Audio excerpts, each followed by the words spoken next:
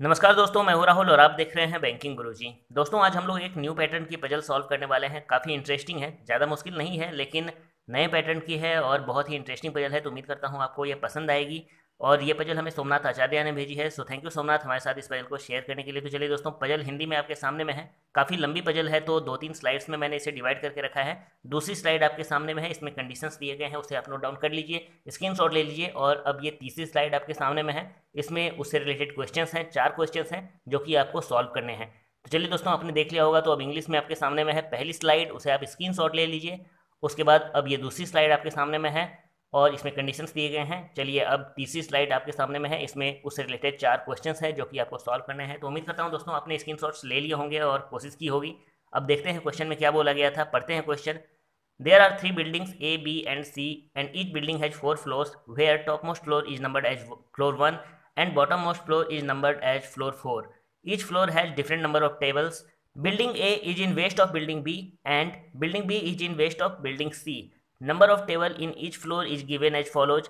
देखिए इसमें क्या बोला गया है कि 3 बिल्डिंग है ए, बी और सी। तीनों ही बिल्डिंग में टोटल 4 फ्लोर हैं, जहां सबसे ऊपर वाली फ्लोर फ्लोर 1 है और सबसे नीचे वाली फ्लोर फ्लोर 4 है। हम फ्लोर्स नोट करते हैं पहले।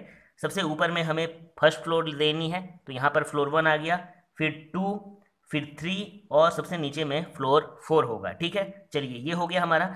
और क्या बोला गया था कि 3 बिल्डिंग ए बी सी कैसे होंगे। बिल्डिंग बी के वेस्ट में बिल्डिंग ए और सी के वेस्ट में बिल्डिंग बी। मतलब इस तरह से होगा, सबसे पहले लेफ्ट से स्टार्ट करते हुए ए, फिर बी और सबसे लास्ट में सी आएगा हमारा। चलिए ये हमारी यहाँ पर डायग्राम तैयार हो चुकी है, इसको इस तरीके से हम फटाफट से कर देते हैं। और देखो क्वेश्चन में आगे दिया भी गया है कि टेबल्स किस तरीके से होंगे, वो हमें पहले ही दे दी गई है। Number of tables in each floor is given as follows. तो फ्लोर 1 में सबसे पहले यानी कि बिल्डिंग ए में 23 टेबल्स होंगे। नोट डाउन करते हैं 23, 84, 40 और 33। ठीक है, इस तरीके से फटाफट से कर देते हैं। 55, 19, 65, 67, 55, 19, 65 और लास्ट में 67। ठीक है, उसके बाद 96, 38, 96, 38, 52, 47, 52 और लास्ट में 47। तो यहाँ पर आप देख सकते हो कि ए, बी और सी में किस फ्लोर पे कितने टेबल होंगे वो हमें पहले ही क्वेश्चन में दे दी गई है। आगे बोला गया है, 2 dice are thrown simultaneously and the number appears are odd and even। कहने का मतलब है कि 2 डाइस उछाली जाती है और किसी पे ऑड नंबर आता है या फिर किसी पे इवन नंबर आता है। ठीक है, 2 dice are thrown and the following conditions are to be followed. तो वो जो 2 डाइस फेंके जाएंगे उस पे जो ऑड या इवन नंबर आने वाले हैं उससे रिलेटेड कुछ कंडीशंस दी गई हैं। उन कंडीशंस को हमें यहाँ पर देखने हैं और उसे फॉलो करने हैं। ठीक है, चलिए हम फटाफट से कंडीशन सब पढ़ते हैं। देखिए अब पहले कंडीशन में क्या बोला गया है, if number appears on both dice are even. मतलब पहले कंडीशन में क्या है कि इवन और दूसरे डाइस में भी इवन। ठीक है, दोनों ही डाइस में अगर इवन नंबर्स होंगे तो table in floor 2 of building A will be divided equally among the 4 floor of building B. कहने का मतलब ये है कि फ्लोर 2 के बिल्डिंग ए में, यानी कि यहाँ पर जो 84 टेबल्स दिख रहे हैं, ये इक्वली डिवाइडेड होंगे बिल्डिंग बी के सभी फ्लोर में। यानी कि बिल्डिंग बी में 4 फ्लोर हैं, यहाँ पर 84 दिख रहा है, तो 84 को आप पहले 4 से डिवाइड करोगे तो जितने भी आएंगे वो सभी यहाँ पर हर एक फ्लोर पे इसमें ऐड हो जाएंगे। ठीक है, कब, जबकि दोनों ही डाइस में इवन नंबर आने हैं। एग्जाम्पल्स में मैं समझा देता हूँ। यहाँ पर 84 है, टोटल यहाँ पर 4 फ्लोर है। 84 को आप 4 से डिवाइड करोगे कितना आ जाएगा, 21 आ जाएगा। मतलब यहाँ 51 में 55 में भी आपको 21 ऐड करना है, 19 में भी 21 ऐड करना है, 65 में भी 21 ऐड करना है और 67 में भी 21 ऐड करना है। यही चीज़ बोली गई है। कंडीशन नंबर 2 में पढ़ते हैं, if number appears on both dice are odd then. यानी कि कंडीशन 2 में पहले में भी ऑड और दूसरे डाइस में भी ऑड। ठीक है, ऐसा जब भी होगा तो क्या करना है, then the table in floor 3 of each building will be added and will be divided equally among 9 remaining floors of 3 buildings. मतलब फ्लोर 3 में जो ए, बी और सी में हमें टेबल्स दिख रहे हैं, इन तीनों टेबल्स को हम जोड़ देंगे।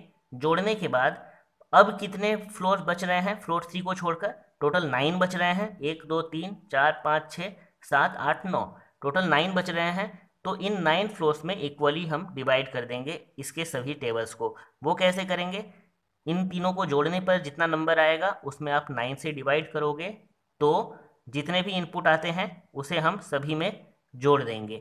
ठीक है, यही चीज़ करनी है। लेकिन यहाँ पर आप ये चीज़ भी ध्यान में रखना कि फ्लोर 3 के सभी टेबल को आपने जोड़ के डिवाइड कर दिया 9 से और सभी में भेज दिया है इक्वली सेंड कर दिया है। तो फ्लोर 3 में अब एक भी टेबल नहीं बचा, क्योंकि इसमें जितने टेबल थे वो तो आपने बाकी सभी जगहों पर भेज दिया है। यहाँ पर अब एक भी टेबल नहीं बचा है, इस चीज़ को ध्यान में रखना है। ठीक है, चलिए आगे की कंडीशन पे चलते हैं हम। कंडीशन नंबर 3 में क्या बोला गया है? If the number appears in first dice is even and second dice is odd, यानी कि पहले में इवन और सेकेंड में ऑड हो, तो हमें क्या करना है? Then tables in floor 4 of building B will be divided equally among the floor 4 of building A and C। कहने का मतलब ये है कि फ्लोर 4 के बिल्डिंग बी में जितने भी टेबल हैं उसको हम इक्वली डिवाइड करेंगे ए और सी में। फ्लोर 4 के ही ए और सी में इक्वली हमें डिवाइड कर देना है। ठीक है, बस यही करनी है और कुछ भी नहीं करना है। तो 67 को आप 2 से डिवाइड करोगे, जितना भी आपका आएगा उसको आप 30 इसमें भी ऐड करोगे और इसमें भी ऐड करोगे। यही चीज़ करनी है। वो कब करनी है? जब पहले डाइस में इवन और दूसरे डाइस में ऑड नंबर आता है। चलिए चौथे कंडीशन में क्या बोला गया है? If the number appears in first dice is odd and second dice is even, पहले में ऑड और सेकेंड में इवन हो, तो हमें क्या करना है? Then tables in floor 1 of building C will be divided equally among floor 2 of 3 building. यानी कि फ्लोर 1 के बिल्डिंग सी में जो जितने भी टेबल हैं वो हमें इक्वली डिवाइडेड करने हैं फ्लोर 2 के तीनों ही बिल्डिंग में। यानी कि 96 को आप 3 से डिवाइड करोगे और जितना भी आएगा उसको आपको इसमें भी जोड़ देना है, इसमें भी जोड़ देना है और इसमें भी जोड़ देना है। ठीक है, लेकिन ये चीज़ ध्यान में रखना कि जहाँ के भी टेबल्स को आप दूसरे जगह भेज रहे हो, तो फिर भेज देने के बाद वहाँ पर एक भी टेबल अब नहीं बची, 0 हो जाएगा। इस चीज़ को तो ध्यान में ही रखना है। ठीक है, चलिए सारी कंडीशंस हमने यहाँ पर नोट डाउन कर ली है। तो किस चीज़ से रिलेटेड कौन से नंबर की कंडीशन है वो हम क्वेश्चन में पढ़कर देख लेंगे। अब यहाँ से क्वेश्चंस पे आते हैं हम। तो पहले नंबर की क्वेश्चन हम सॉल्व करेंगे।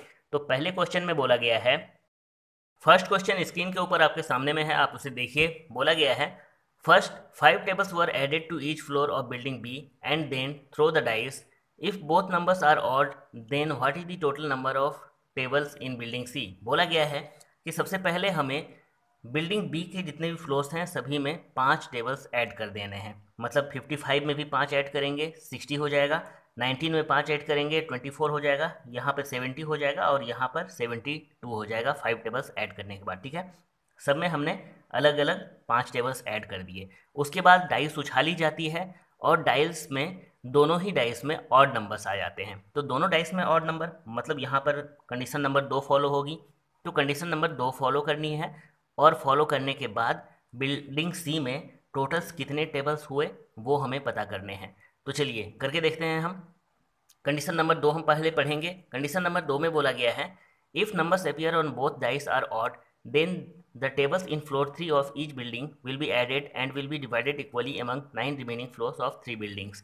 देखिए क्या करना है कि फ्लोर 3 में जितने भी टेबल्स हैं सबको टोटल करना है और फिर 9 से डिवाइड करके जितने भी 9 फ्लोर्स हैं सब में हमें इक्वली भेज देना है। यही करना है। तो देखो यहाँ पर 40 है लेकिन यहाँ पर 65 नहीं है, क्योंकि हमने क्या किया है 5 टेबल्स ऐड कर दिए हैं बिल्डिंग बी के सभी में। तो यहाँ पर 65 की जगह अब 70 हो चुका है। ठीक है, और यहाँ पर तो पहले से 52 है ही। चलिए अब ऐड करेंगे, हम तीनों को ऐड कर देना है। तो 0 0 यहाँ पर 2 हो जाएगा और 4 7 11 5 16। अब 9 से डिवाइड करना है हमें, तो 1 8। तो यहाँ पर 18 टेबल्स हमें क्या करने हैं, सभी फ्लोर्स में 18 टेबल्स हमें जोड़ देने हैं। तो जोड़िए। अब देखो हमसे पूछा क्या गया था, सीधा वही काम करते हैं। हमसे सिर्फ बिल्डिंग सी के सभी फ्लोर्स में कितने टेबल हैं वही पूछी गई है। तो सीधा सीधा हम बिल्डिंग सी के ही बाकी के तीनों फ्लोर में 18 टेबल्स ऐड करने हैं। देखो अब यहाँ पर हमारा एक भी टेबल नहीं बचा है, क्योंकि इसको हमने सभी जगहों पर इक्वली सेंड कर दिया है। तो इस पोजीशन पर तो अब 0 हो गया, यहाँ पर हमारा अब 0 हो गया है। क्लियर है। और ये जो 18 हम ऐड करेंगे इन तीनों में ऐड नहीं करेंगे, इसके अलावा बाकी जितने भी हैं सभी में ऐड करेंगे, लेकिन इन तीनों में ऐड नहीं करेंगे। तो ऐड करने के बाद भी यहाँ पर 0 ही रहेगा। चलिए क्लियर है। तो इन तीनों में 18 आप ऐड करो, सीधा हम यहाँ पर ही 3 से मल्टीप्लाई कर देते हैं, तो कितना हो जाएगा, 54 हो जाएगा। चलिए, तो 52 की जगह हमें 54 ऐड करना है, सिंपल है। अब क्या करना है, ऐड करके देखिए, 8 से 14, 4 18, 7 25, 25 हुआ। अब 2 बच गया, 9 2 11, 3 14, 14 5 19, 4 23, 23, यानी कि बिल्डिंग सी में अब हमारे पास में टोटल 235 टेबल्स हैं। तो ये हमारा आंसर हो जाता है। चलिए नेक्स्ट क्वेश्चन की ओर हम बढ़ते हैं। नेक्स्ट क्वेश्चन में बोला गया है, डाइस वर थ्रोन ट्वाइस, यानी कि 2 बार डाइस को उछाली जाती है। पहली बार उछाली गई, उसके बाद फिर दूसरी बार भी उछाली गई, तो दोनों बार अलग अलग कंडीशंस बनेगी। तो उसके बारे में बोला गया है, if both numbers are even for the first time, first time में दोनों ही नंबर्स इवन होते हैं, यानी कि हमारी फर्स्ट कंडीशन यहाँ पर फॉलो हुई, पहली कंडीशन। उसके बाद and for the second time first number is even and second number is odd, first number even और सेकंड नंबर ऑड, यानी कि कंडीशन नंबर 3 फॉलो होगी। Then what is the total number of table in floor 4 of all 3 buildings, तो floor 4 के तीनों ही building मिलाकर total कितने टेबल्स हो जाते हैं, यही चीज़ पूछी गई है। तो पहले कंडीशन 1 लागू करेंगे, उसके बाद कंडीशन 2 अप्लाई करेंगे, और दोनों ही कंडीशंस अप्लाई कर देने के बाद यहाँ पर हमारे पास कितने टेबल्स होते हैं वो चीज़ पूछी गई है। तो चलिए पहले कंडीशन में क्या बात बोली गई है उसको हम पढ़ेंगे। If numbers appear on both dice are even, then tables in floor 2 of building A will be divided equally among the 4 floors of building B, यानी कि फ्लोर 2 के बिल्डिंग ए में, फ्लोर 2 के बिल्डिंग ए में जितने भी टेबल्स हैं उसको हमें बिल्डिंग बी के सभी फ्लोर्स में इक्वली डिवाइडेड करने हैं। तो यहाँ पर 84 है, तो 4 फ्लोर में हमें डिवाइड करने हैं, 4 से हम इसको डिवाइड करेंगे तो हमारा 21 आएगा। तो हम बिल्डिंग बी के सभी फ्लोर्स में 21 ऐड करेंगे, यहाँ पर भी 21 ऐड किया, यहाँ पर भी 21, यहाँ पर भी 21 ऐड करेंगे, और यहाँ पर भी 21 ही ऐड करेंगे, ठीक है। चलिए अब कंडीशन 3 में क्या बोली गई है, if the numbers appear in first dice is even and second dice is odd, then tables in floor 4 of building B will be divided equally among the floor 4 of building A and C। देखो यहाँ पर जितने भी tables हैं floor 4 के building B में, उसको हमें इन दोनों फ्लोर्स में डिवाइड कर देने हैं इक्वली। तो देखो फ्लोर 4 के बिल्डिंग बी को हमें फ्लोर 4 के ही ए और सी में डिवाइड करने हैं। हमसे पूछा क्या गया था, हमसे पूछा गया था कि फ्लोर 4 पे ही टोटल तीनों बिल्डिंग मिलाकर कितने टेबल्स होते हैं। तो डिवाइड करेंगे तो भी हमें सेम रिजल्ट आएगा, डिवाइड नहीं करेंगे तो भी हमें सेम रिजल्ट ही आएगा। तो बिना डिवाइड करे ही डायरेक्ट हम टोटल करके देख लेते हैं। चलिए टोटल करते हैं, 3 7 10 11 7 18, 4 10 12 4 16, 168। तो यहाँ पर हमारा आंसर हो जाएगा 168। डायरेक्ट क्यों किया हमने, डिवाइड क्यों नहीं किया, क्योंकि देखो यहाँ से आप डिवाइड कर दोगे, इन दोनों में बांट दोगे, तो यहाँ पर फिर 0 ही आ जाएगा, यहाँ पर तो अब कुछ बचा नहीं। तो भी आप जोड़ोगे इन दोनों को तो 168 ही तो आना था, इसलिए हमने बिना डिवाइड किए ही काम कर लिया।